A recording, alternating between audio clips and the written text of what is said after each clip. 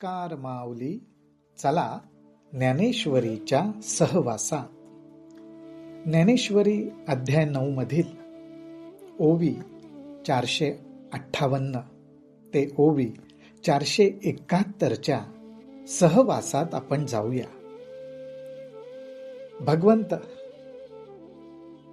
त्यांना प्राप्त करण्यासाठी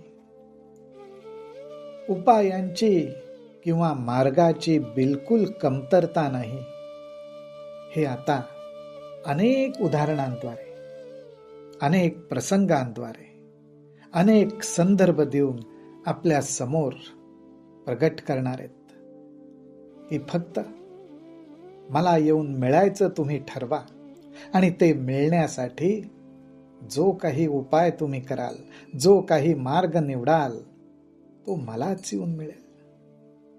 कारण शेवटी सर्व मार्ग मलाच येऊन मिळत असतात.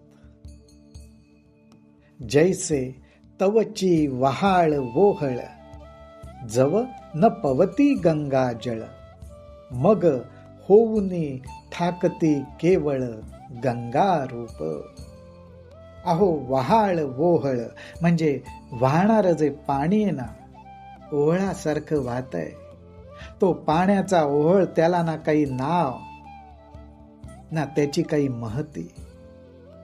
पण तो पाण्याचा ओहळ जोपर्यंत गंगा जलाला येऊन मिळत नाही, अर्थात गंगेला येऊन मिळत नाही, तोपर्यंतच तो ओहळ आहे. पण ज्या वेळी मग होऊनी ठाकती केवळ गंगा रूप, पण ज्या वेळी तो पाण्याचा ओहळ गंगेला येऊन मिळतो, त्या क्षणी तो गंगा रूप होऊन जातो. त्याची वेगळी ओळखच राहत नाही. तो आधी पाण्याचा ओहळ होता, ही त्याची ओळखही राहत नाही. का खैर चंदन काष्ठे, हे विवंचना तवची घटे, जव न घापती एकवटे अग्नी माझी. त्याचप्रमाणे खैराचं लाकूड आहे का चंदनाचं लाकूड आहे, हा भेदभाव तोपर्यंतच आहे जोपर्यंत या लाकडांची भेट अग्नीशी पडली नाही. आणि ज्या वेळी ते दोघही अग्नीच्या संपर्कात आले, त्यांची ओळख मावळून गेली, ते अग्निस्वरूपच झाले. तैसे क्षत्री वैश्य स्त्रिया का शूद्र अंत्यजादी इया, जाती तवची वेगळा लिया, जव न पवती माते. त्याचप्रमाणे वर्ण परंपरेप्रमाणे क्षत्रिय, वैश्य किंवा स्त्रिय किंवा शूद्र, अंत्यज अशा जातीमध्ये असेल, अर्थात योग्यतेचा, अंगी असलेल्या कलागुणांचा किंवा गुणांचा ह्या दृष्टीने हा केलेला उल्लेख आहे. परंतु हे सगळे भेदभाव तोपर्यंतच आहेत. जाती तवची वेगळा लिया, जवन पवती माते. या वेगवेगळ्या जाती, वर्ण, संस्था, हा सगळा भेदभाव तोपर्यंतच आहे जोपर्यंत तुम्ही मला येऊन मिळालेला नाही आहात. हे केवढं महत्वाचं सूत्र ज्ञानोबारायांनी इथे आपल्या समोर प्रगट केलेलं आहे, जे सर्व समाजाने एक मार्गदर्शक तत्व म्हणून समोर ठेवलं पाहिजे, ज्यामुळे शेकडो हजारो वर्षानुवर्षापासनं प्रगट झालेले माणसातले जे भेदभाव आहेत, ते ह्या सूत्रामुळे मावळून जातील. आपण वर्ण, संस्था, जाती, कुळ ह्याच्यातून जो भेदभाव मांडलेला आहे, त्याच्यातून जे प्रसंग उद्भवतात, ह्याचाच अर्थ आपण त्यावेळी भगवंताकडे पाठ फिरवलेली आहे. भले आपण भगवंताची भक्ती करत असू, साधना करत असू, उपासना करत असू, पण हा भेदभाव ज्या क्षणी आपल्या मनात आला, आपण भगवंताकडे पाठ फिरवले. कारण भगवंत म्हणतात, मला जोपर्यंत तुम्ही प्राप्त होत नाही, तोपर्यंत हे भेदभाव आहेत. मला येऊन मिळालात. म्हणजे अर्थात मन आणि बुद्धी मला अर्पण केलीत, कुठला भेदभाव राहिला. जाती तवची वेगळा आलिया, जवन पवती माते. मग जाती व्यक्ती पडे बिंदुले, जेव्हा भावे होती मज मीनले, जैसे लवण कण घातले सागरा माझी. अहो, तुमचं काय व्यक्तित्व आहे, काय ओळख आहे, कुठली जात आहे, कुठलं कुळ आहे, या सगळ्याला शून्य पडलं. त्याची किंमत शून्य झाली, बिंदुल्या एवढी झाली, जेव्हा तुम्ही सर्व भावाने मला येऊन मिळाला. ज्ञानोबाराय म्हणतात, ज्याप्रमाणे लवण कण, मिठाचे काही कण सागरामध्ये पडल्यावर ते सागर रूपच झाले, त्यांचं अस्तित्व संपलं. तववरी नदा नदींची नावे, तवची पूर्व पश्चिमेचे यावे, जव न येती आघवे समुद्रा माझी. अहो, नद नदी यांची नावं तोपर्यंतच आहे. त्याचबरोबर कोणी पूर्वेकडनं वाहत येतंय, कोणी पश्चिमेकडनं वाहत येतंय, वेगवेगळ्या दिशांनी येत आहेत. हे सगळं वाटण्याचं कारण, खरं वाटण्याचं कारण तोपर्यंतच आहे जोपर्यंत ते सर्व समुद्राला येऊन मिळत नाहीत. पण एकदा का समुद्राला येऊन मिळाले, एकदा का भगवंताला येऊन मिळाले की नद आणि काय, नदी काय, पुरुष काय, स्त्री काय, पूर्व काय, पश्चिम काय, कुठलीही का दिशा असेल, एकदा समुद्राला येऊन मिळाल्यावर सगळं एकच जल झालं, एकच समुद्रमय झालं, सर्व काही सागर झालं.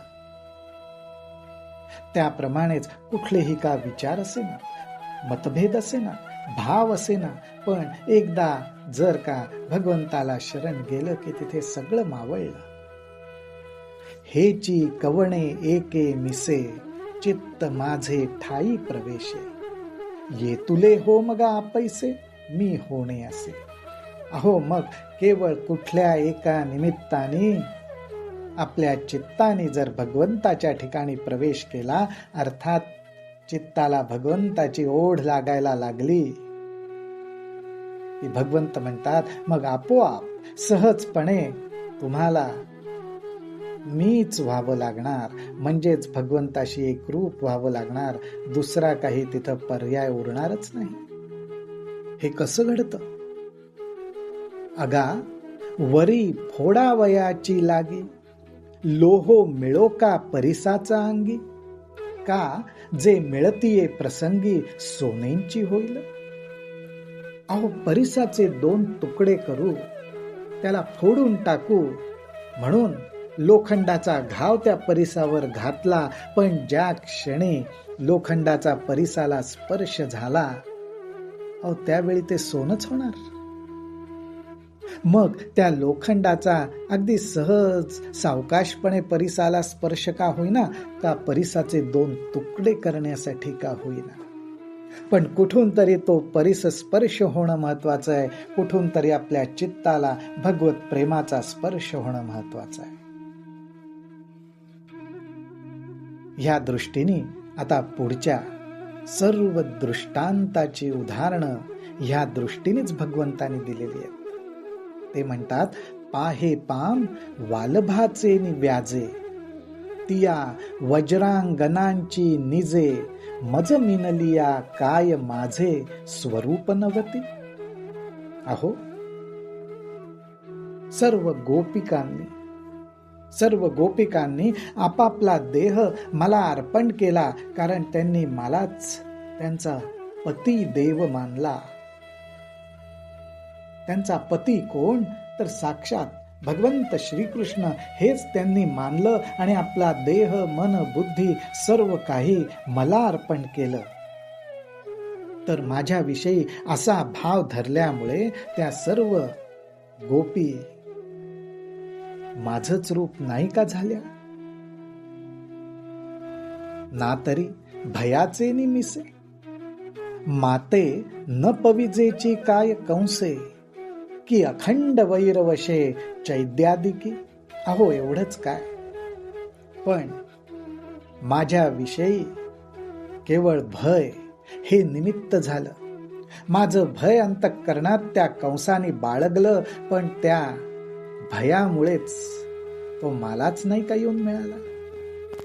किंवा माझ्याशी अखंड वैर धरणारे चैद्यादिक म्हणजेच अर्थात शिशुपाल आदिक असा उल्लेख आहे की शिशुपाल वगैरे यांनी केवळ माझ्याशीच वैर नाही का पत्करलं, माझ्याशी संबंध जोडला. कंसानी भयाच्या निमित्ताने, शिशुपालदिकांनी वैराच्या निमित्ताने, पण ते मलाच नाही का येऊन मिळाले. भगवंतांना एवढंच सांगायचंय, अहो कुठलाही भाव धरा, पण माझ्याविषयी धरा. अगा सोयरे पणेंची पांडवा, माझे सायुज्य यादवा, की ममत्वे वसुदेवा दिकान सगळा.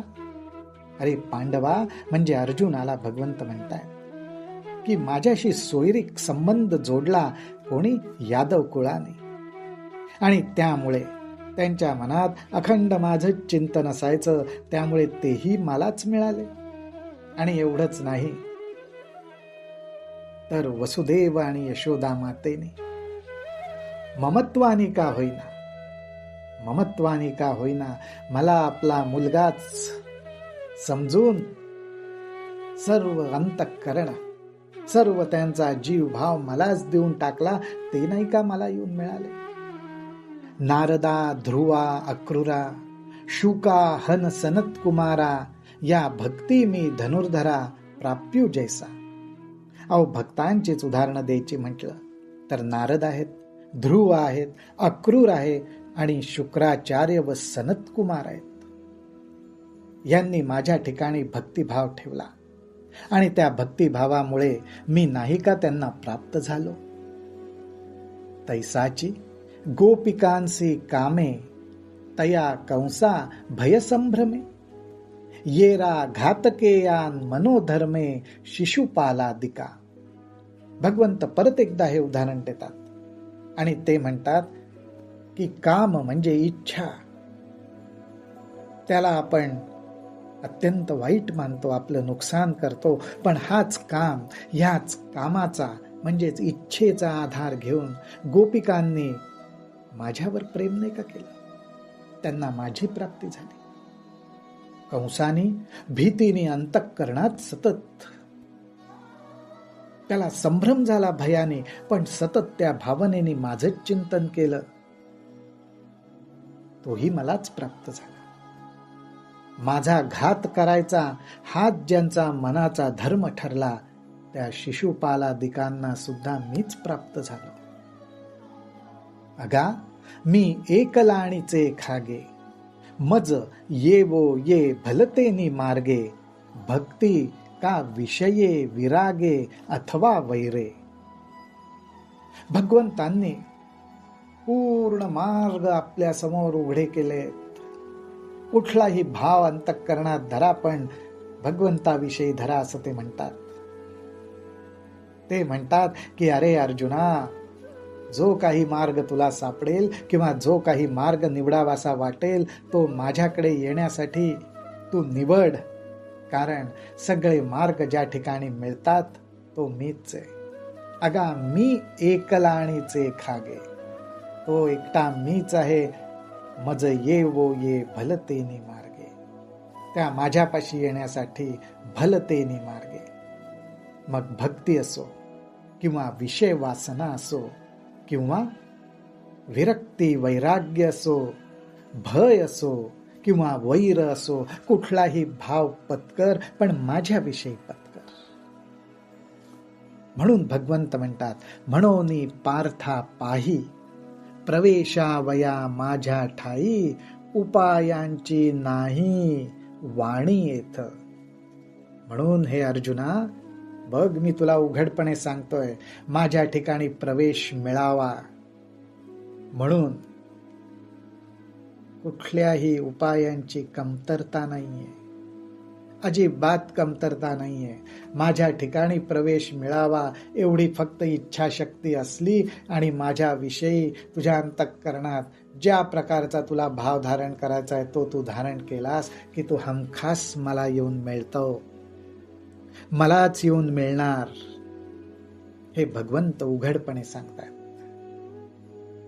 माऊली हो, आपल्याही अंतःकरणात भगवंताविषयी प्रेमभाव, आदरभाव, सेवाभाव, भगवंताच्या नामाचं स्मरण, नाम संकीर्तन सतत नांदू दे, हीच त्याच्या चरणी प्रार्थना करूयात.